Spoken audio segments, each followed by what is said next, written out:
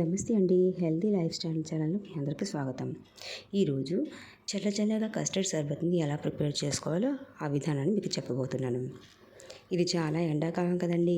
ఎండాకాలంలో మనకి చల్లగా ఏదైనా తాగాలి, తినాలి అని మనసుకు చాలా అనిపిస్తూ ఉంటుంది.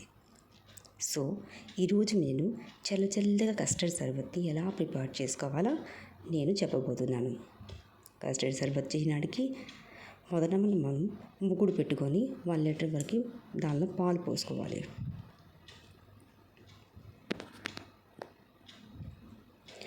పాలు మెల్లమెల్లగా మరగాలంటే మెల్లమెల్లగా మరిగినంతలో మనం వేరే ఒక బౌల్లో 2 టేబుల్ స్పూన్ వరకు కస్టర్డ్ పౌడర్, ఏ బ్రాండ్ అయినా కస్టర్డ్ పౌడర్ తీసుకొని దానిలో కొద్దిగా వాటర్ పోసుకొని ఉండ్రాలు కట్టకుండా మెల్లమెల్లగా కలుపుకోవాలి.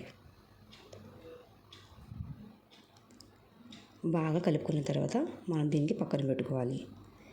ఇప్పుడు మరుగుతున్న పాలలో మనం 1/4 కప్ వరకు చీని, మరి డ్రై ఫ్రూట్స్ 2 టేబుల్ స్పూన్కి డ్రై ఫ్రూట్స్ మనకి ఇష్టం ఉంటే వేసుకోవచ్చు, లేకపోతే లేదు. అది వేసి కలిపాక ఈ కస్టర్డ్ పౌడర్ మిశ్రమాన్ని దానిలో వేసి మెల్లమెల్లగా చిన్న మంటలను పెట్టుకోవాలి. కలుపుకోవాలి. ఎలాగైతే ఉండ్రాలు కట్టుకోకుండా చూసుకోవాలి. ఇది ఒక 5 నిమిషాల వరకు చిన్న మంటలో ఉడికిన తర్వాత దీనికి వేరే పక్కన తీసుకొని రెఫ్రిజిరేటర్లోన మీరు ఒక 2 అవర్స్ వరకు 1 అవర్ వరకు స్టోర్ చేసుకుని చల్లగా చేసుకోవచ్చు. చూసారు కదండి. దీనిలోన మనకి ఇష్టం ఉంటే ఇంకొద్దిగా డ్రై ఫ్రూట్స్ యాడ్ చేసుకోవాలి. ఇది ఓన్లీ ఆప్షనల్, ఏవైనా కంపల్సరీ కాదు, అది మన ఇష్టం. నేను ఏది లేకపోతే ఓన్లీ కాజు వేసేసి కూడా చేసేసుకుంటానండి. వేసుకొని దీన్ని బాగా కలపాలి. ఇది ఇంకొంచెం లిక్విడ్ కావాలి అని అనుకుంటే మనం దీనిలోనే మరికొద్దిగా ఐస్ క్యూబ్స్ కూడా యాడ్ చేసుకోవచ్చు. ఎందుకంటే షర్బత్ లిక్విడ్ లాగా కదండి ఉండేది. సో అందుకే నేను దీనిలో మరికొద్దిగా ఐస్ క్యూబ్స్ యాడ్ చేశాను. చేసి దీనికి బాగా కలిపానండి.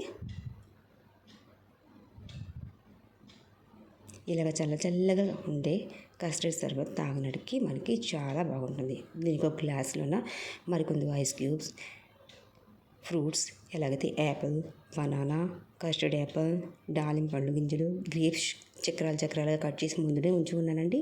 అవన్నీ వేసి ముందుగా ప్రిపరేషన్ చేసిన కస్టర్డ్ షర్బత్ని కూడా దానిలో వేసేసాను. వేసేసి దీనిపైన గార్నిషింగ్ కోసం నేను ఏదైనా డ్రై ఫ్రూట్స్ కానీ నట్స్ కానీ ఏదైనా కొంచెం వేసేసాను. ఇది గెస్ట్ ఎవరు వస్తే సర్వ్ చేయడానికి చాలా అందంగా ఉంటుందండి.